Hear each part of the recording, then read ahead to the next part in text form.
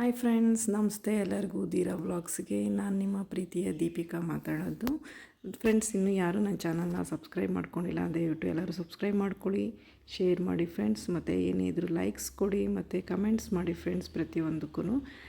ಇವತ್ತು ಬೆಳಗ್ಗೆಯಿಂದನೇ vlog start ಮಾಡಿದ್ದೀನಿ. ಇವತ್ತು ಬೆಳಗ್ಗೆನೇ ಎಲ್ಲ ಕೆಲಸ ಮುಗಿಸ್ಕೊಂಡು ದೇವ್ರ ದೀಪ ಎಲ್ಲ ಹಚ್ಬಿಟ್ಟು ಟಿಫನ್ ಮಾಡೋಣ ಅಂತ ಹೇಳಿ ಫಸ್ಟೇ ದೇವ್ರ ದೀಪ ಎಲ್ಲರೂ ಹಚ್ಚಿ ಫಸ್ಟು ದೇವ್ರ ಮನೇದು ಏನಿದೆ ಪೂಜೆ ಕೆಲಸ ಮುಗಿಸ್ಕೊಂಡ್ರೆ ಅರ್ಧ ಕೆಲಸ ಆದಂಗೆ ಅನಿಸುತ್ತೆ.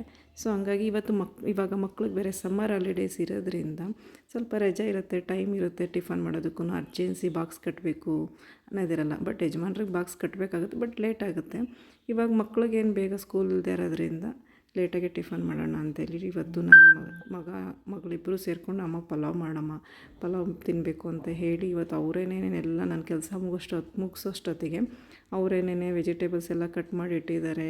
ಸೊಪ್ಪು ಎಲ್ಲನೂ ಕಟ್ ಮಾಡಿ ರೆಡಿ ಮಾಡಿ ಇಟ್ಟಿದ್ರು. ಒಂಥರ ಖುಷಿ ಅನಿಸುತ್ತೆ.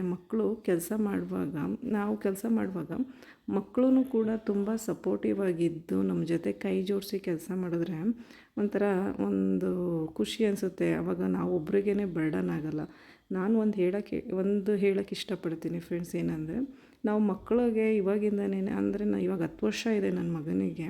ಇವಾಗಿಂದನೇ ಪ್ರತಿಯೊಂದೂ ಜವಾಬ್ದಾರಿನ ಕೊಟ್ಟು ಅವರಿಗೆ ಕೆಲಸನ ನಿರ್ವಹಿಸಿದ್ರೆ ಅವ್ರು ಮಾಡ್ತಾರೆ. ಬಟ್ ಸಣ್ಣ ಪುಟ್ಟ ತಪ್ಪಾಗುತ್ತೆ, ಆಗಲ್ಲ ಅಂತ ಅಲ್ಲ.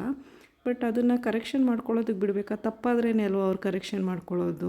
ನಾವು ಅದು ತಪ್ಪು ಮಾಡೋಕ್ಕೆ ಬಿಡಲಿಲ್ಲ ಅಂದರೆ ಹೆಂಗೆ ಕರೆಕ್ಷನ್ ಮಾಡ್ಕೊಳ್ತಾರೆ? ಈಗ ಪ್ರತಿಯೊಂದೂ ಕೂಡ ಮನೆಯಲ್ಲಿ ಕೆಲಸ ಇರ್ಬೋದು, ಒಂದು ತರಕಾರಿ ಹೆಚ್ಚೋದಾಗಲಿ, ಮನೆ ಕ್ಲೀನಿಂಗ್ ಕೆಲಸ ಆಗಲಿ, ಪ್ರತಿಯೊಂದೂ ಮಾಡೋ ಥರ ನಾವು ಇವಾಗಿಂದ ಕಲಿಸಿದ್ರೆ ಮುಂದೆ ಅವರು ಹೋಗ್ತಾ ಅದನ್ನು ಅವ್ರು ರೆಡಿ ಮಾಡ್ಕೊಳಕ್ಕಾಗುತ್ತೆ. ಮತ್ತು ಇವತ್ತು ತಂದೆ ಜೊತೆ ಅವ್ರ ಅಪ್ಪನ ಜೊತೆನೇ ಕೂತ್ಕೊಂಡು ಟಿಫನ್ ಮಾಡ್ತೀನಿ ಅಂತ ಹೇಳಿ ಟಿಫನ್ ಮಾಡ್ತಾಯಿದ್ದಾನೆ.